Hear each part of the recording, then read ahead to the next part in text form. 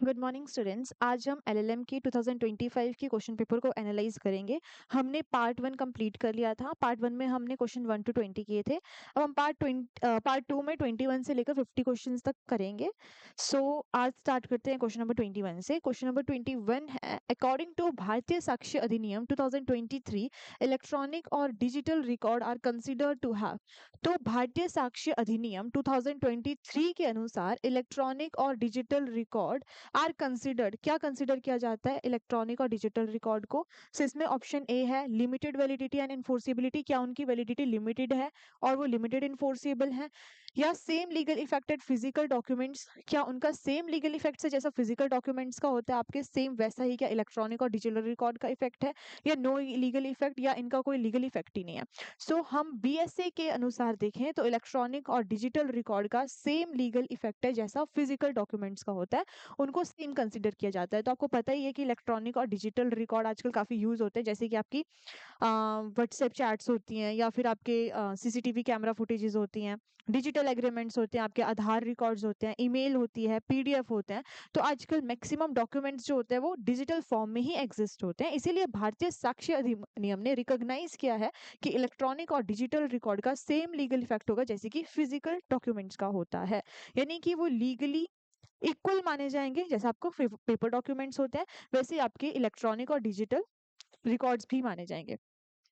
ठीक है। ये काफी इंपॉर्टेंट है। पहले थोड़ा उनको कम वैलिडिटी दी जाती है, बट अब बीएसए में देखा जाए, बीएसए 2023 में तो इलेक्ट्रॉनिक और डिजिटल रिकॉर्ड को सेम लीगल इफेक्ट माना जाता है एज फिजिकल डॉक्यूमेंट। जैसे आपके पेपर डॉक्यूमेंट्स होते हैं सिमिलरली वैसे ही क्या कंसीडर किया जाता है आपके इलेक्ट्रॉनिक और डिजिटल रिकॉर्ड्स। सेक्शन 4 देखिए, यहाँ पर सेक्शन 4 ऑफ भारतीय साक्ष्य अधिनियम 2023 में बोला है gives electronic and digital records the same legal effect, validity and enforceability as physical paper document subject to the applicable authentification required. ठीक है। अब ऑथेंटिफिकेशन तो चाहिए होती है, ऑथेंटिकेशन तो चाहिए होती है किसी भी चीज के लिए।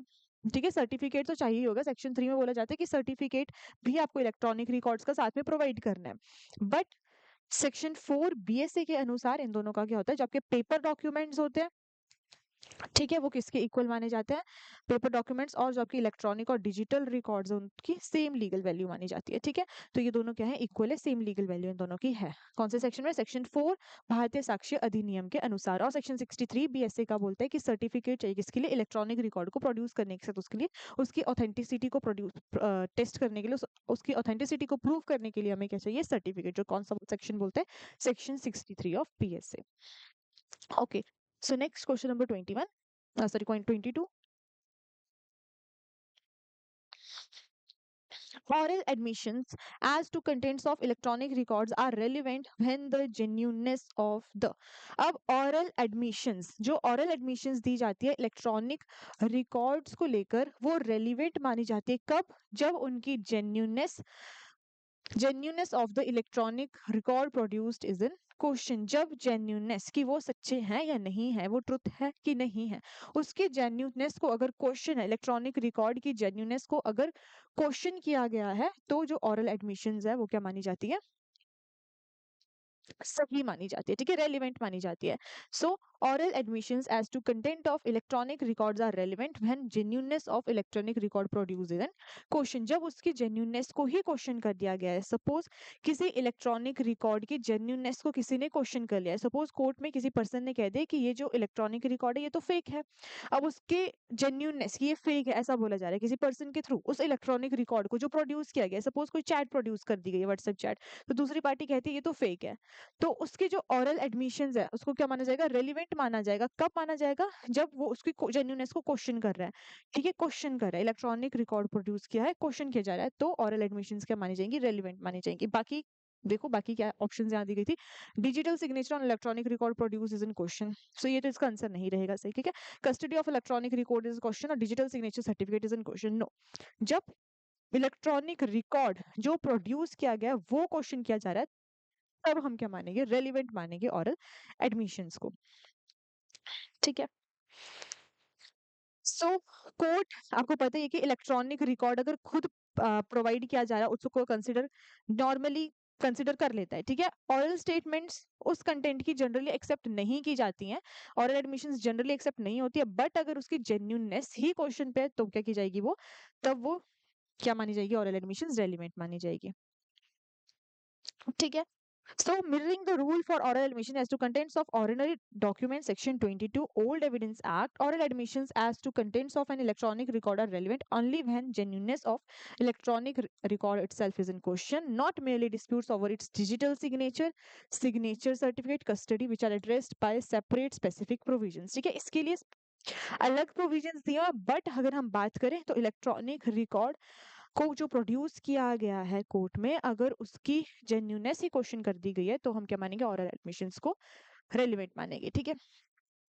Next question number 23, what is the time limit for the police to complete an investigation in cases involving crimes against women under BNSS? BNSS में वुमेन के अगेंस्ट कोई भी क्राइम होता है तो पुलिस को कितने टाइम के अंदर अपने इन्वेस्टिगेशन को कंप्लीट करना पड़ता है।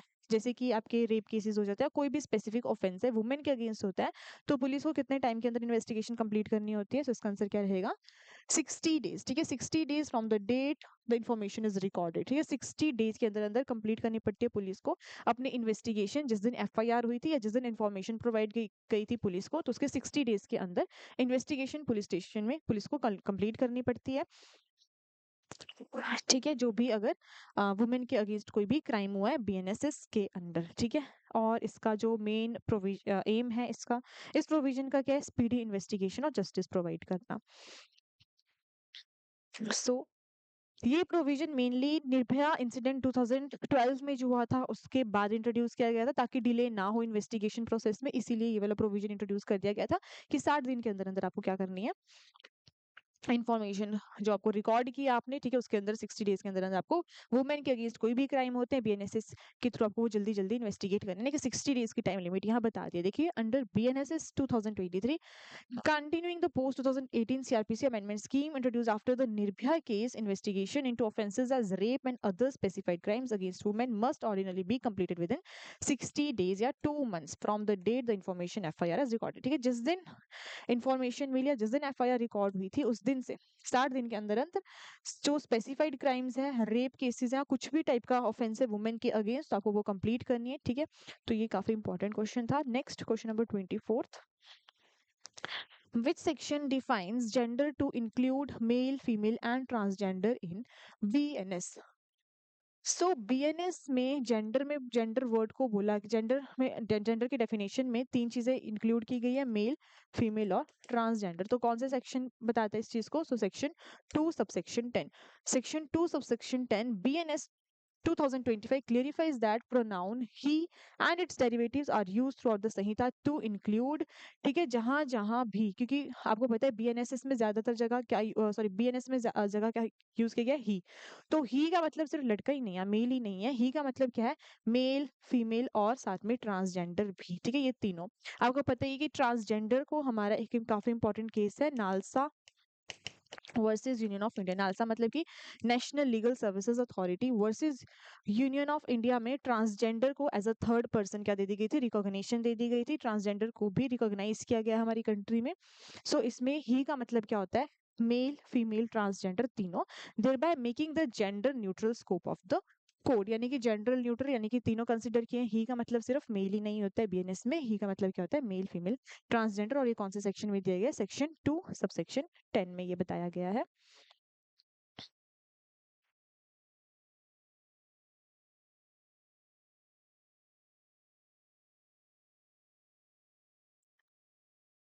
सो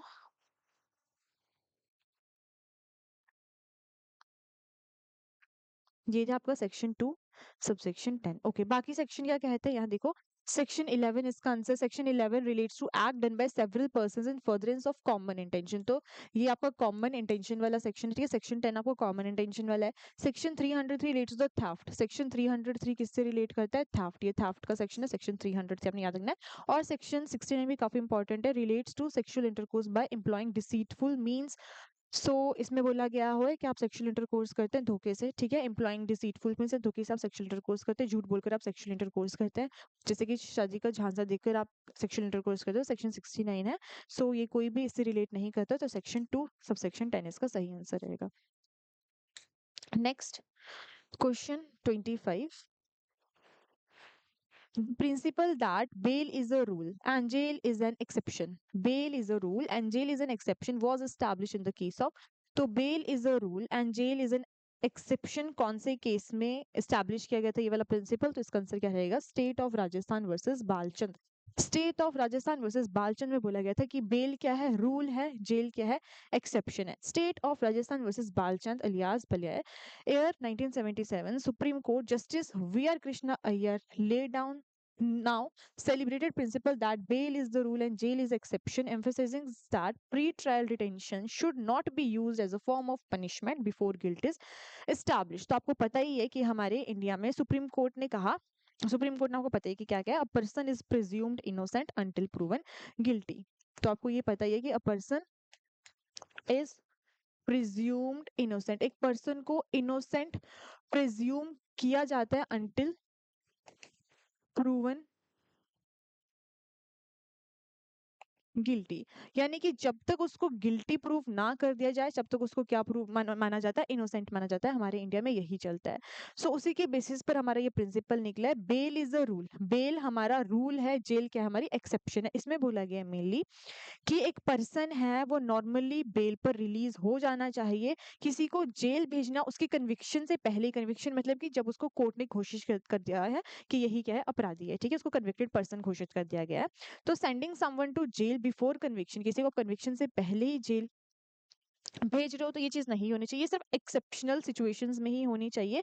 इसी चीज को हम क्या बोलते हैं, बेल क्या है हमारा रूल है, जेल क्या एक्सेप्शन, यानी कि जेल आप पहले ही ना दे दो उसको, कन्विक्टेड पर्सन कन्विक्शन से पहले ही ना दे दो उसको, बेल में रिलीज करना उसका राइट है, ठीक है। जेल क्या एक्सेप्शन है, जेल एक्सेप्शन मतलब जेल जो है वो सिर्फ एक्सेप्शनल सर्कमस्टांसेस में ही दी जानी चाहिए उस पर्सन को। ये बात हम कर रहे हैं जो पर्सन अभी कन्विक्टेड नहीं हुआ है, ठीक है।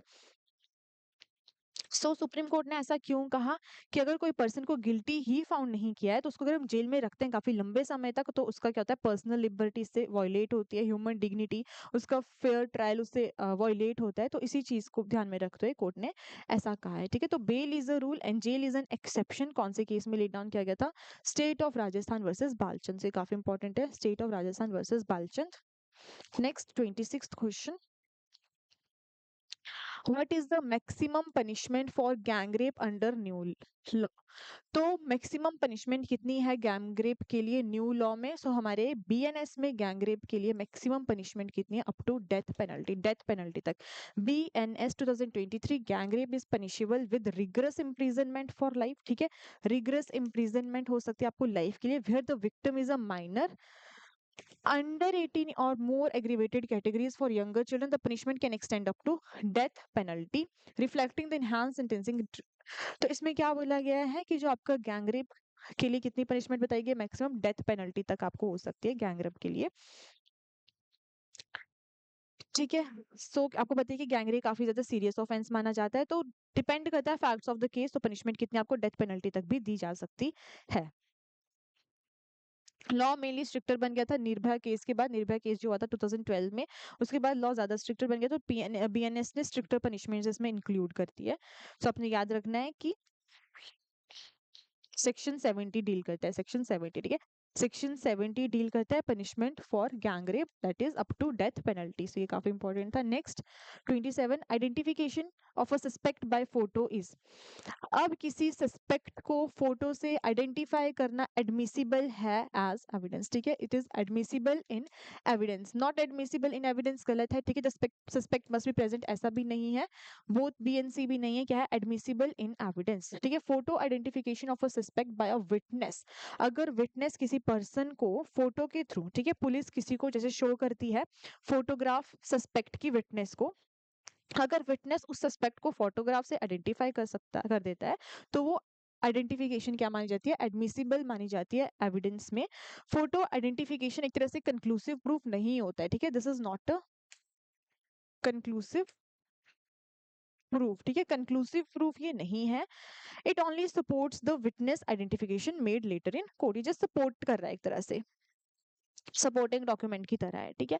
नेक्स्ट इसमें एक और चीज है, देखो, test identification parade, TIP, test identification parade. Test identification जो आपकी परेड है वो कंडक्ट की जाती है इन्वेस्टिगेशन के दौरान। पर्पस क्या होता है, चेक करना होता है कि क्या विटनेस आइडेंटिफाई कर सकता है अक्यूज को या नहीं कर सकता। इससे क्या होता है, जो प्रोसिक्यूशन का केस है वो और ज्यादा स्ट्रॉन्गर हो जाता है, ठीक है। TIP कंपलसरी है नहीं, TIP कंपलसरी नहीं है, ठीक है। अगर आपने TIP नहीं की है तो इसका मतलब ये नहीं कि आपका ट्रायल इलीगल हो जाएगा, ऐसा कुछ नहीं है। जो मोस्ट इंपॉर्टेंट एविडेंस होता है वो कौन सा होता है, identification by witness in a court, वो सबसे ज्यादा इंपॉर्टेंट होता है, ठीक है।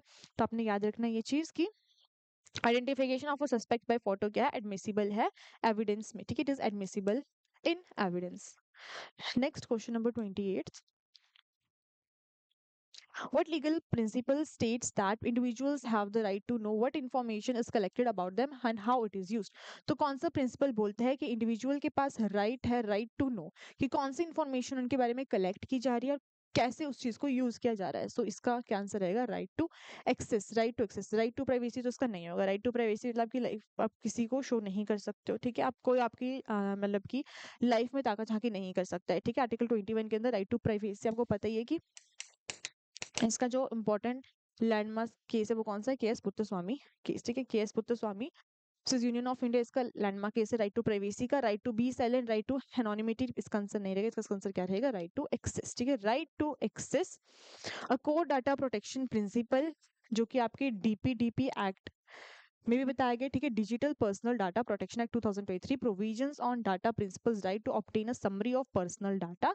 इसमें क्या कर सकते हो, आप अपने पर्सनल डाटा की समरी भी मांग सकते हो कि आपका कौन कौन सा पर्सनल डाटा उनके किसी कंपनी के पास स्टोर है, किसी आपके पास स्टोर है, ठीक है। अगर वो आपको पर्सनल डाटा ले रहे हैं तो वो कहाँ यूज कर रहे हैं उस चीज को, ठीक है, कितना कलेक्ट कर रहे हैं, उसको कैसे यूज करें, किसके साथ शेयर कर रहे हैं, तो आपके पास क्या उसका राइट टू एक्सेस, जानने का अधिकार है। तो याद रखना आपने कि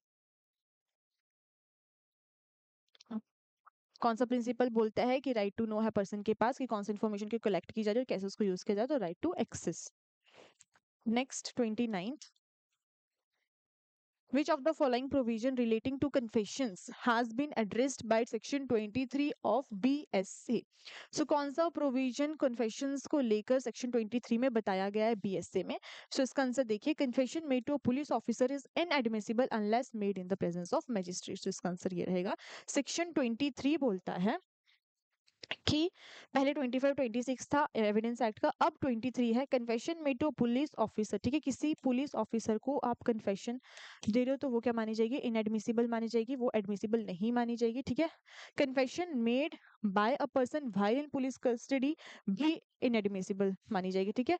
पुलिस कस्टडी में आप कन्फेशन दे रहे हो तो वो भी क्या मानी जाएगी, इनएडमिसिबल मानी जाएगी। और कब मानी जाएगी एडमिसिबल, जब आप किसके सामने वो दे रहे हो, मैजिस्ट्रेट के सामने, तो वो क्या मानी जाएगी, एडमिसिबल मानी जाएगी। प्रेजेंट सॉरी, आप अगर मैजिस्ट्रेट की प्रेजेंस में कन्फेशन दे रहे हो, इमीडिएट कन्फेशन दे रहे हो, तो वो क्या मानी जाएगी, एडमिसिबल मानी जाएगी। तो सेक्शन 23 BSA का कहता है, ताकि कोई पुलिस ऑफिसर आपको फोर्सफुली ना, मतलब कि आपसे कन्फेशन करवाए, ठीक है, पर्सन को प्रोटेक्ट करने के लिए मेनली ये सेक्शन बना हुआ है। तो सेक्शन 23 का कहता है कि confession made to police officer is admissible, ठीक है, इनएडमिसिबल है। और साथ में पुलिस कस्टडी में आप कन्फेशन दोगे वो भी क्या है, इनएडमिसिबल है। अगर आप इमीडिएट प्रेजेंस ऑफ मजिस्ट्रेट के सामने कोई कन्फेशन देते हो तो वो क्या मानी जाएगी, वो एडमिसिबल मानी जाएगी। सो सेक्शन 23 BSA का। Next question number 30, summons case means a case relating to an offence punishable भी, ठीक है। अब देखो आपके क्रिमिनल केसेस में टू टाइप के केसेस होते हैं, एक तो होते हैं समन केसेस और एक होते हैं आपके वारंट केसेस, ठीक है। Summon cases and warrant cases, summon cases वो केसेस होते हैं जिसमें इम्प्रीजनमेंट, आपकी जो पनिशमेंट होती है वो कितनी होती है, इम्प्रीजनमेंट 2 साल से कम, ठीक है, जिसमें आपको जेल की सजा होती है 2 साल से कम, वो हो गए समन केसेस। और वारंट केसेस वो केसेस होते हैं जिसमें आपकी जो सजा होती है वो कितनी होती है, 2 साल से ज्यादा, 2 years इम्प्रीजमेंट से ज्यादा, तो वो हो गए आपके वारंट केसेस, ठीक है। समन केसेस 2 साल से कम और वारंट केसेस 2 साल से ज्यादा, जिसमें आपको सजा दी जाती है ऐसे ऑफेंसेस, ठीक है। तो summon cases means a case relating to an offence punishable with imprisonment for a term not exceeding 2 years। तो इसका आंसर क्या रहेगा? 2 years। मैंने बता दिया समन केसेस 2 साल से ज्यादा इसमें आपको इम्प्रिजनमेंट नहीं मिलती है, और वारंट केसेस में आपको कितनी मिलती है? 2 साल से ज्यादा सजा मिलती है। वो कौन से केसेस माने जाते हैं? वारंट केसेस, ठीक है। सो इसमें बताया हुआ है एक्सीडिंग 2 years वारंट केस और not exceeding 2 years is summon case.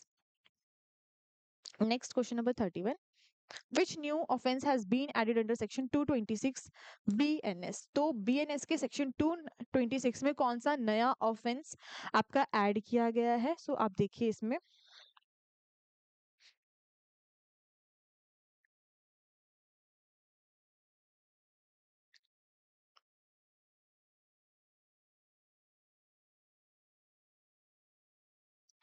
कौन सा नया ऑफेंस ऐड हुआ? Section 226 BNS, attempt to commit suicide to restrain public servants from performing their official duties. ठीक है, क्या माना जाएगा? ऑफेंस माना जाएगा। देखो सेक्शन 226 में बोला गया है कि आप अगर किसी पब्लिक सर्वेंट को, ठीक है, पब्लिक सर्वेंट को उसकी ऑफिशियल ड्यूटी जब वो परफॉर्म कर रहा है तो आप उसको धमकाते हो कि अगर आपने ये चीज की तो मैं क्या कर दूंगा? सुसाइड कर दूंगा। तो वो क्या माना जाएगा? ऑफेंस माना जाएगा। कौन से सेक्शन में? सेक्शन 226 बीएनएस में। ठीक है, देखो इसमें attempting to commit suicide with the intent to compel or restrain a public servant from discharging his official duty। कोई पब्लिक सर्वेंट है, अपनी ऑफिशियल ड्यूटी परफॉर्म कर रहा है, ठीक है, आप उसको बोल रहे हो कि ना करे, आप उसको बोल रहे हो कि ये कर, ठीक है, उस चीज के लिए आप उस चीज को कंपेल कर रहे हो। सो और आप बोल रहे हो कि मैं नहीं तो सुसाइड कर लूंगा अगर आपने ये की, तो वो क्या माना जाएगा? ऑफेंस माना जाएगा। कौन से सेक्शन में? 226। ये नया आपका ऐड हुआ है। ठीक है, देखो जैसे कि कोई पर्सन है, वो बोलता है कि अगर आपने मेरी बिल्डिंग को जो इलीगली कंस्ट्रक्ट हुई है उसको डिमोलिश किया तो मैं सुसाइड कर लूंगा। ठीक है, तो ये चीज क्या है? ये ऑफेंस मानी जाएगी किसमें? सेक्शन 226 में। अगर आपने अरेस्ट किया मुझे तो मैं अपने आप को मार दूंगा, तो वो भी किसके अंदर माना जाएगा? Offence section 226 BNS. यानी कि पब्लिक ऑफिशियल जब वो ड्यूटी परफॉर्म कर रहा है तो उसको धमका रहे हो, ठीक है, आप उसको बोल रहे हो कि मैं सुसाइड कर लूंगा अगर तुमने ये किया, अगर तुमने ये नहीं किया तो मैं सुसाइड कर लूंगा। तो वो सेक्शन 226 के अंदर क्या है? ऑफेंस है। Next 32। Which landmark case in India recognized the principle of legitimate expectation for the first time? तो कौन से लैंडमार्क केस में इंडिया ने रिकॉग्नाइज किया था एक नया principle legitimate expectation first time? तो इसका आंसर क्या रहेगा? Union of India versus Hindustan development corporation. Union of India versus Hindustan development में इंडिया ने रिकॉग्नाइज किया था एक principle legitimate expectations. Legitimate expectations, ठीक है। देखो इसमें क्या होता है कि कई बार क्या होती है, गवर्नमेंट प्रोमिस कर देती है कि आप ये वाली पॉलिसी वो बनाए, ये वाली पॉलिसी वो फॉलो करेगी, ठीक है। अब पीपल लोगों को लगने लगता है कि गवर्नमेंट इसको इसी तरह से कंप्लीट करेगी, ठीक है, गवर्नमेंट ने प्रॉमिस किया कि हम ये करेंगे। अब लोगों को लगने लगता है कि गवर्नमेंट ने ये प्रॉमिस किया है तो अब वो अपना यही इसी तरह से ये फुलफिल करती रहेगी, ठीक है। अगर गवर्नमेंट सडनली उस पॉलिसी को चेंज कर देती है बिना किसी रीजन के, ठीक है, एनी विदाउट एनी फेयरनेस, तो अफेक्टेड पर्सन उसको क्या कर सकते हैं? चैलेंज कर सकते हैं। तो उसी चीज को हम क्या बोलते हैं? डॉक्ट्रिन ऑफ लेजिटिमेट एक्सपेक्टेशंस, जिसमें लोगों के एक्सपेक्टेशंस बढ़ जाती है लोगों से जो कि लेजिटिमेट मानी जाती है, ठीक है। सो बाद में वो मुकर नहीं सकती। अगर बाद में गवर्नमेंट मुकर गई तो उसको चैलेंज किया जा सकता है। उसको हम क्या बोलते हैं? डॉक्ट्रिन ऑफ लेजिटिमेट एक्सपेक्टेशंस, ठीक है। तो वो कौन से केस में ले डाउन की गई थी? Union of India versus Hindustan development corporation. तो ये काफी इंपॉर्टेंट केस किया गया है। क्यों लेजिटिमेट एक्सपेक्टेशंस लाई गई थी? क्योंकि पर्सन के पास रीजनेबल एक्सपेक्टेशंस होते हैं कि गवर्नमेंट अपने प्रॉमिस को फॉलो करेगी, गवर्नमेंट फॉलो करेगी अपनी एस्टैब्लिश्ड प्रैक्टिस को, ठीक है, गवर्नमेंट एक्ट करेगी फेयरली। ये एब्सोल्यूट लीगल राइट नहीं है, बट कोर्ट प्रोटेक्ट करते हैं इस टाइप के एक्सपेक्टेशंस को जिसमें फेयरनेस की जरूरत होती है, ठीक है। तो Union of India versus Hindustan development corporation में principle of legitimate expectation first time introduce किया गया था। Next 33 question. Which of the following options correctly includes a specified transaction under PMLA? तो कौन से इन ऑप्शंस में से बताया इनमें से कौन से ऑप्शंस में इंक्लूड किया गया specified transaction under prevention of money laundering act? ठीक है, तो स्पेसिफाइड ट्रांजैक्शन किस वाले प्रोविजन में किस ऑप्शन में इंक्लूड किया गया? देखिए, any transaction involving real estate purchases only, any cash withdrawal और deposit exceeding a prescribed amount, any foreign exchange transaction above a specified limit, any high value import और रेमिटेंस। तो इसमें मेनली क्या बोला गया है? देखो, बैंक्स और फाइनेंशियल इंस्टीट्यूशंस को रिपोर्ट करनी है हाई वैल्यू ट्रांजैक्शंस, ठीक है,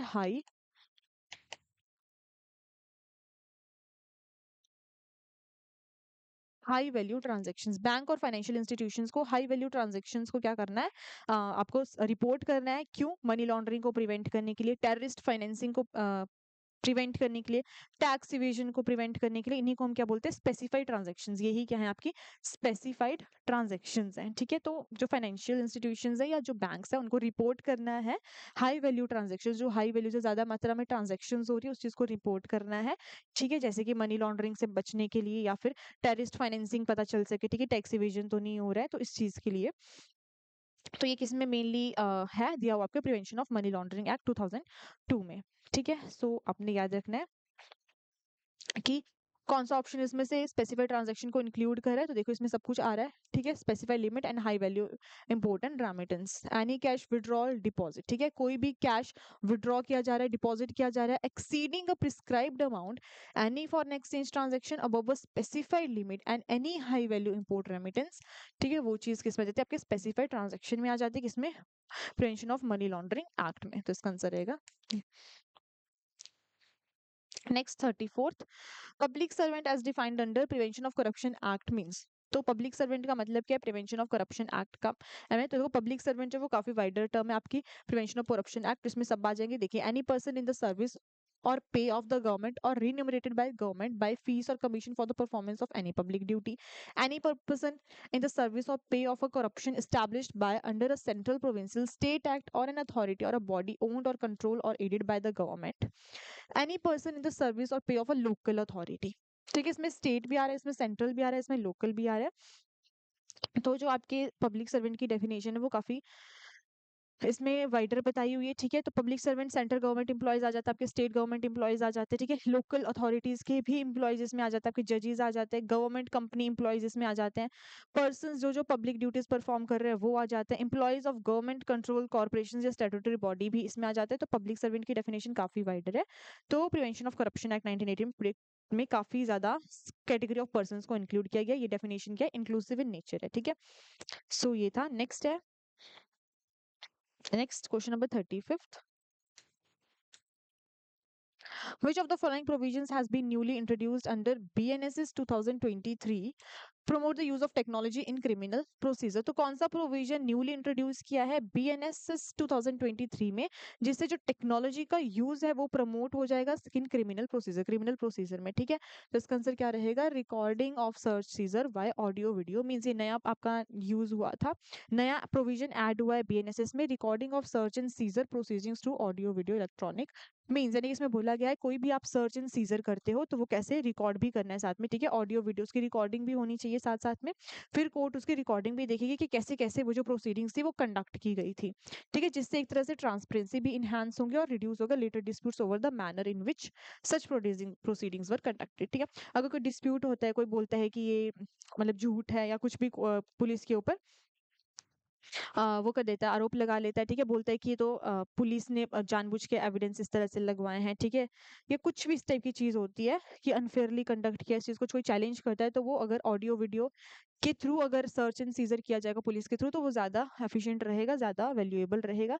इसलिए कोर्ट ने बोला है कि पुलिस किसी भी, जैसे कि पुलिस किसी भी इलीगल हाउस को इलीगल वेपन्स के लिए सर्च कर रही है, ठीक है। तो रिटर्न मेमो प्रिपेयर करने से बेटर है कि वो वीडियो रिकॉर्ड भी करे उस एंटायर सर्च की, ठीक है। लेटर कोर्ट उसको देखेगा और देखेगा कि कैसे कैसे सर्च एंड सीजर कंडक्ट किया गया था, ठीक है। इससे ट्रांसपेरेंसी, अकाउंटेबिलिटी, फिर इन्वेस्टिगेशन भी सही रहेगी और बेटर एविडेंस भी मिलेगा। सो इसका आंसर रहेगा recording of search and seizure by audio video means. Next 36, under the prevention of money laundering act the word attachment involves. तो देखिए इसमें पीएमएलए में अटैचमेंट का मतलब क्या है, temporarily restricting transfer, conversion, disposition and movement of property suspected to be derived from the criminal activities। देखो attachment का मतलब पीएमएलए, ठीक है। पीएमएलए की हम बात करें तो उसमें अटैचमेंट का मतलब क्या है, टेम्पररी रिस्ट्रिक्ट करो आप ट्रांसफर को, कन्वर्जन को, डिस्पोजिशन को और मूवमेंट की प्रॉपर्टी को, जो आप प्रॉपर्टी आपको लग रहा है कि वो किससे आई हुई है, क्रिमिनल एक्टिविटी से आई हुई है। सपोज ईडी को लगता है कि जो प्रॉपर्टी है वो इलीगल मनी से आई हुई है, जिसको हम प्रोसीड्स ऑफ क्राइम भी बोलते हैं, ठीक है। इलीगल मनी से जो आई होती है उसको हम प्रोसीड्स ऑफ क्राइम, ठीक है। जो प्रॉपर्टी आपने इलीगल मनी से ली है, ठीक है, उस चीज को हम बोलते हैं प्रोसीड्स ऑफ क्राइम। तो इमीडिएट जो ईडी क्या कर सकते हैं, टेम्परेली उस प्रॉपर्टी को फ्रीज कर सकते हैं, ठीक है। ईडी टेम्परेली उस प्रॉपर्टी को फ्रीज कर सकते हैं। ओनर उसको सेल नहीं कर सकते, गिफ्ट नहीं कर सकता, मोर्टगेज नहीं कर सकता, डिस्पोज नहीं कर सकता, ट्रांसफर नहीं कर सकता है, ठीक है। इस टेम्पररी फ्रीजिंग को ही हम क्या बोलते हैं, अटैचमेंट, ठीक है। इस टेम्पररी फ्रीजिंग को हम क्या बोलते हैं, अटैचमेंट बोलते हैं। किसमें है ये, पीएमएलए, ठीक है, prevention of money laundering act में है ये। सो आपका इसका सेक्शन 21D, 21D याद रखना है आपने। PMLA defines attachment, attachment define करता है, ठीक है, जो कि बताइए कि अटैचमेंट क्या मानी जाती है।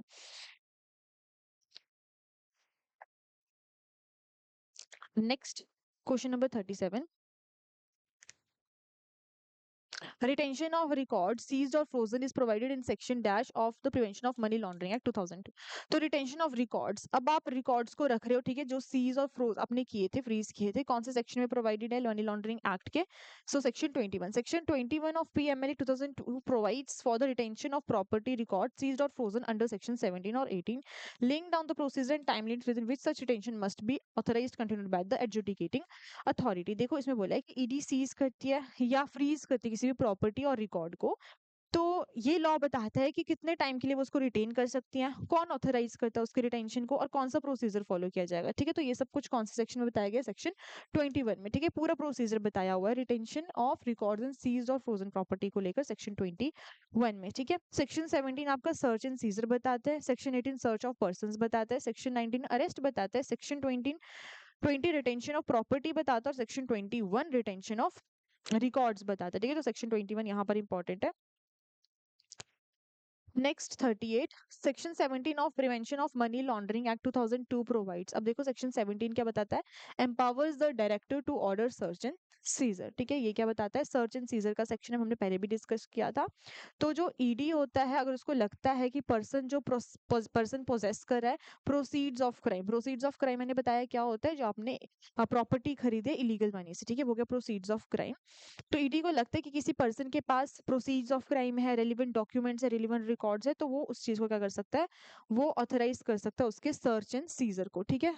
तो इसका कौन सा सेक्शन है, और section 17, section 17 deals with search of premises, seizure of this record, seizure of property and freezing of property where seizure is not practical, ठीक है।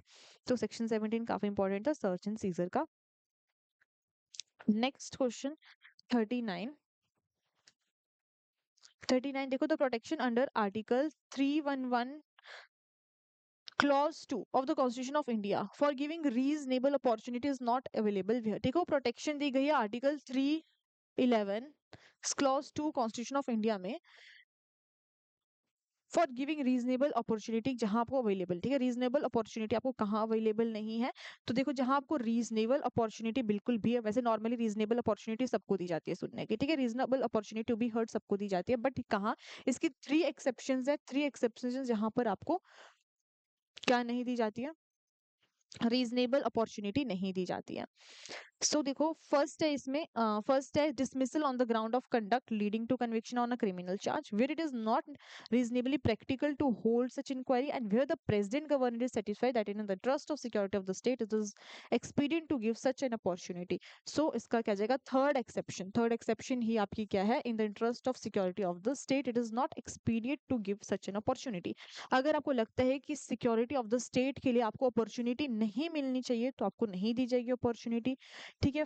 ये आपका है सेक्शन 311 जो है mainly civil servants of the union को प्रोटेक्ट करता है, civil servants of the state को प्रोटेक्ट करता है कि उनको कोई भी आर्बिट्रेली क्या नहीं कर सकता, डिसमिस नहीं कर सकता, रिमूव नहीं कर सकता, बट 3 एक्सेप्शंस है आर्टिकल 311(2) में। फर्स्ट एक्सेप्शन है conviction on a criminal charge, अगर गवर्नमेंट सर्वेंट ऑलरेडी कन्विक्टेड है क्रिमिनल कोड के थ्रू तो कोई डिपार्टमेंटल इंक्वायरी नेसेसरी नहीं है। एक्सेप्शन 2 बोलता है नो रीजनेबली प्रैक्टिकल, अगर इम्पॉसिबल है, ठीक है, अनसेफ है इंक्वायरी होल्ड करना, तो इंक्वायरी डिस्पेंस कर जा सकती है, ठीक है। एक्सेप्शन 3 बोलते हैं सिक्योरिटी ऑफ द स्टेट, अगर प्रेसिडेंट और गवर्नर सेटिस्फाई हो जाते हैं कि इंक्वायरी अगर होल्ड की हमने तो वो interest of the state, security of the state की चला जाएगा, तो इंक्वायरी नहीं ली जाएगी, ठीक है। तो अपने याद रखना है कि कौन सी 3 एक्सेप्शंस है, एक तो क्रिमिनल चार्ज वाली, एक है interest of the security of the state के लिए, और एक प्रैक्टिकली पॉसिबल इंक्वायरी लेना, ठीक है। तो ये 3 एक्सेप्शंस है 311(2) में। Next 40th, which of the following doctrines is used to determine whether the rule making power is beyond scope? तो कौन सा डॉक्ट्रिन ये देखने में हेल्प करता है कि रूल मेकिंग पावर कहीं जुरिस्डिक्शन से बाहर तो नहीं चली गई है? तो इसका आंसर क्या रहेगा? Doctrine of excessive delegation. Doctrine of excessive delegation test करता है whether legislature in delegating rule regulation making power to the executive has retained the essential legislative function। देखो इसमें क्या बोला गया है, नॉर्मली आपको पता ही है कि पार्लियामेंट और स्टेट लेजिस्लेचर लॉ बनाते हैं, ठीक है। वो डेलीगेट भी कर सकते हैं अपनी पावर को, अपनी रूल मेकिंग पावर को डेलीगेट मतलब ट्रांसफर भी कर सकते हैं, ठीक है, रूल मेकिंग पावर को गवर्नमेंट को, जैसे कोई रूल्स रेगुलेशंस बनाने के लिए, नोटिफिकेशंस बनाने के लिए, ठीक है। बट वो अपनी हर एक लेजिस्लेटिव पावर्स ट्रांसफर नहीं कर सकती, ठीक है। पार्लियामेंट और स्टेट लेजिस्लेचर क्या बनाते हैं, नॉर्मली लॉज बनाते हैं, बट वो इस पावर को डेलीगेट कर सकते हैं, ट्रांसफर कर सकते हैं किसको, गवर्नमेंट को, ठीक है। उसमें क्या बना सकती है, रूल्स रेगुलेशंस नोटिफिकेशंस, ठीक है। बट जो आपके पार्लियामेंट और स्टेट लेजिस्लेचर है वो सारी की सारी पावर्स भी गवर्नमेंट को क्या नहीं कर सकते, डेलीगेट नहीं कर सकती है। अगर उसने वो डेलीगेट कर दी इसका मतलब क्या माना जाएगा कि वो अपने स्कोप से बाहर चलेगी, ठीक है। इसी चीज को हम क्या बोलते हैं, डॉक्ट्रिन ऑफ एक्सेसिव डेलीगेशन, ठीक है। अगर काफी ज्यादा पावर उसने उसको दे दी है तो उसको एक्सेसिव डेलीगेशन बोलते हैं, जो कि इनवैलिड मानी जाती है, ठीक है। एक्सेसिव डेलीगेशन क्या मानी जाती है, इनवैलिड मानी जाती है। तो ये चीज नहीं, ऐसा हो नहीं सकता है, ये चीज नहीं कर सकती है स्टेट लेजिस्लेचर या पार्लियामेंट। तो क्वेश्चन यही था कि कौन सा डॉक्ट्रिन यूज किया जाता है, determine whether rule making power is beyond scope, तो इसका आंसर है doctrine of excessive delegation. Doctrine of eclipse क्या बोलते हैं, pre constitution laws inconsistent with the fundamental rights becoming dormant eclipse rather than void of an issue. तो ये हमने पढ़ा है डॉक्ट्रिन ऑफ एक्लिप्स क्या बोलते हैं कि आपके जो लॉज इनकंसिस्टेंट है फंडामेंटल राइट से वो क्या बन जाते हैं, एक्लिप्स बना देते हैं उनको, थोड़ी देर के लिए हम छुपा देते हैं, जब वो ठीक हो जाएंगे तब उनको वापस ले आते हैं, ठीक है। Doctrine of pith and substance हमने लास्ट पार्ट में पढ़ा था कि doctrine of pith and substance मतलब ट्रू नेचर देखा जाता है किसी भी लॉ को बनाने के लिए, ठीक है। पिथ मतलब ट्रू, सब्सटेंस नेचर देखा जाता है, ठीक है, ट्रू नेचर देखा जाता है किसी भी लॉ को बनाने के लिए। Then doctrine of absolute necessity भी इस कंटेक्स्ट से नहीं मिल रहा है, ठीक है। तो कौन सा आ जाएगा, doctrine of excessive delegation. Next 41, which of the following is incorrect about section 6 of specific relief act 1963? तो कौन सा इसमें से करेक्ट है section 6 of specific relief act को लेकर, कौन सा इनकरेक्ट है?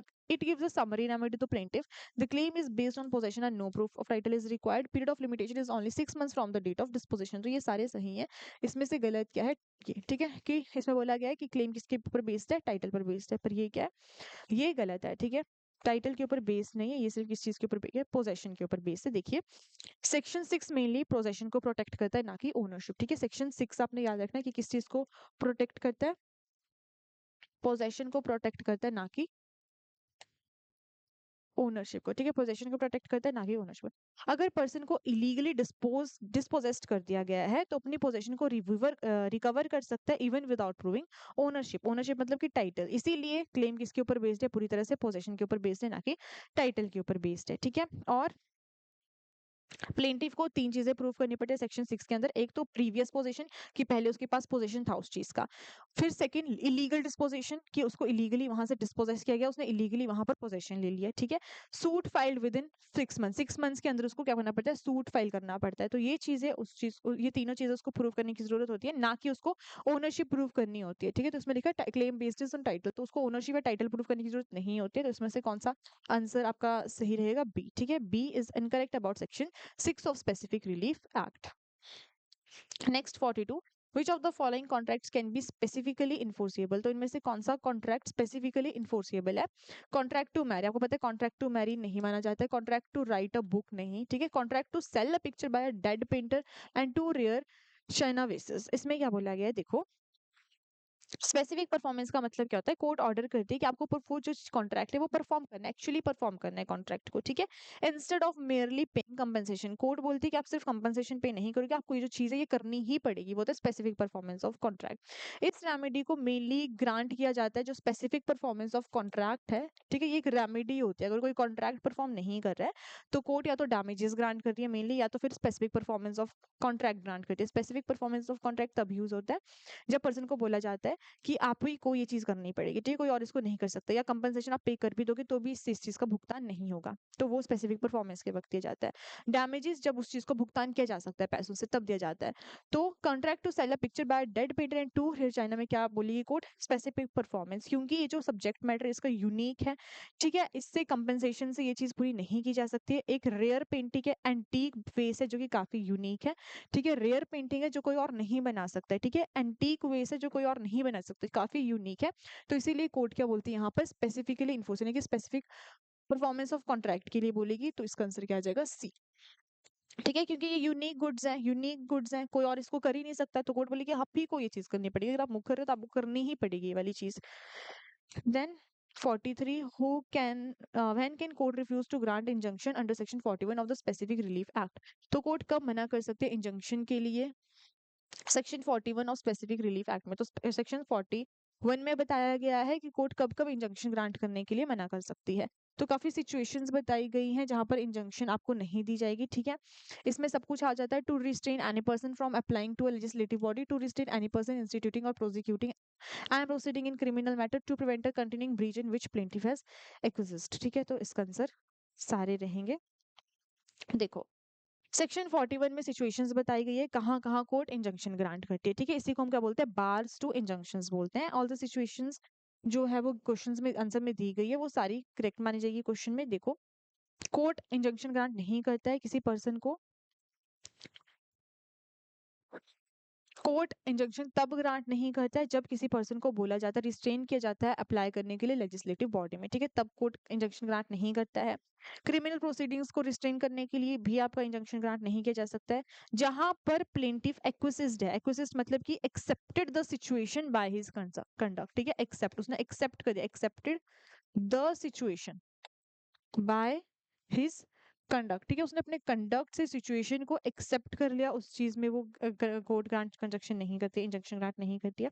जहां इक्वली इफेक्टिव रेमेडी अवेलेबल है वहां पर भी कोर्ट इंजंक्शन ग्रांट नहीं करती है, ठीक है, तो इन सब केसेस में 41 में बताया गया है, 41 ऑफ SRA में बताया गया कि कहाँ कहाँ कोर्ट इंजंक्शन ग्रांट नहीं करती, तो इन सब सिचुएशन में कोर्ट क्या नहीं ग्रांट करती, आपके इंजंक्शन नहीं ग्रांट करती है, ठीक है। Next 44th, power of the court to engage experts is provided under the specific relief act 2018। देखो कोर्ट को बोला गया है कि वो एक्सपर्ट्स की हेल्प ले सकते हैं, कौन से सेक्शन में, इसके स्पेसिफिक रिलीफ अमेंडमेंट एक्ट 2018 के, इसका आंसर रहेगा section 14A।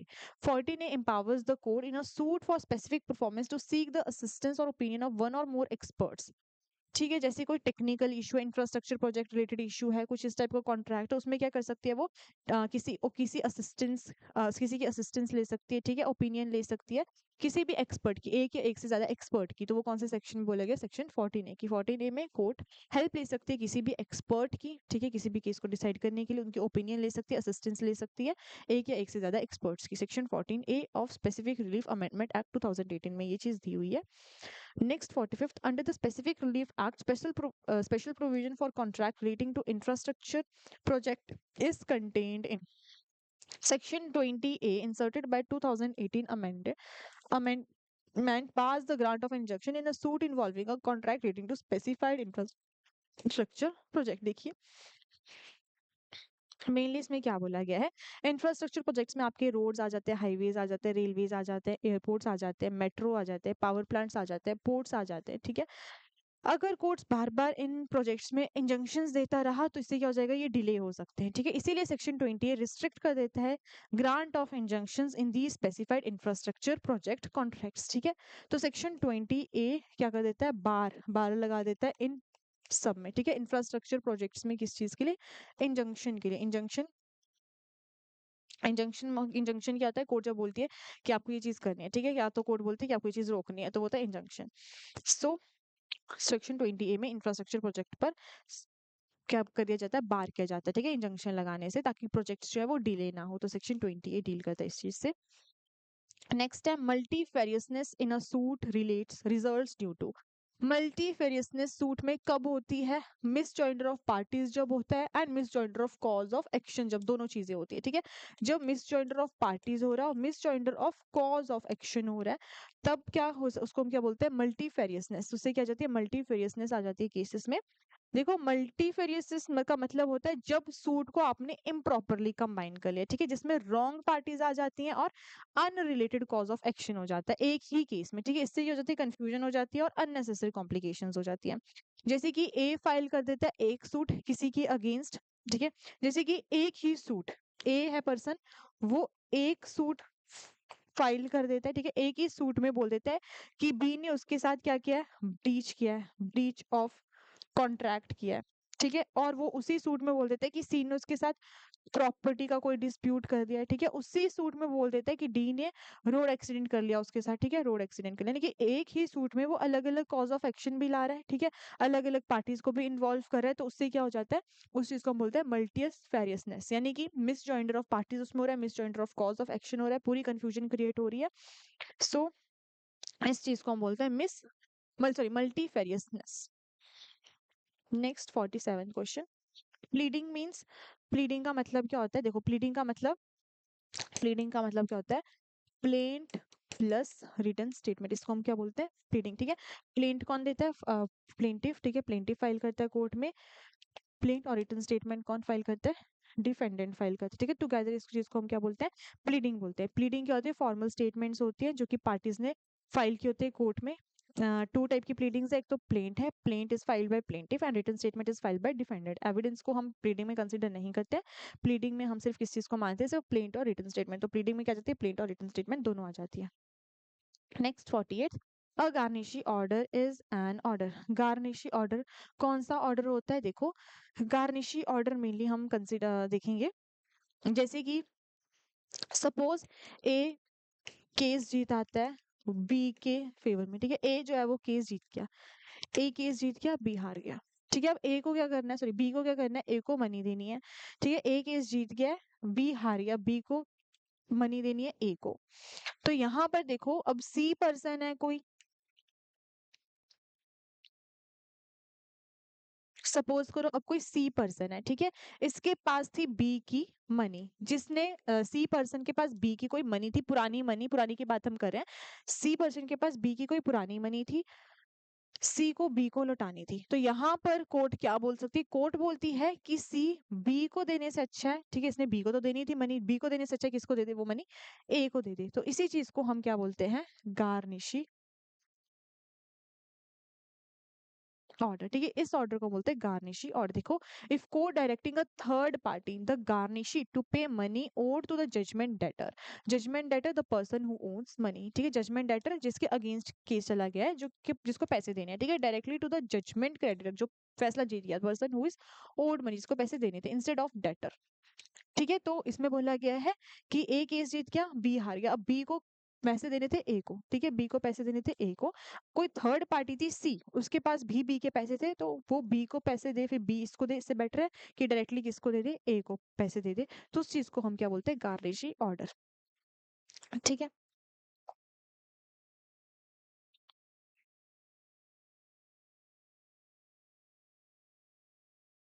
Order 21 rule 46 CPC किससे डील करता है, गार्निशी ऑर्डर है, और ऑर्डर 21 रूल 46 सीपीसी डील करता है गार्निशी।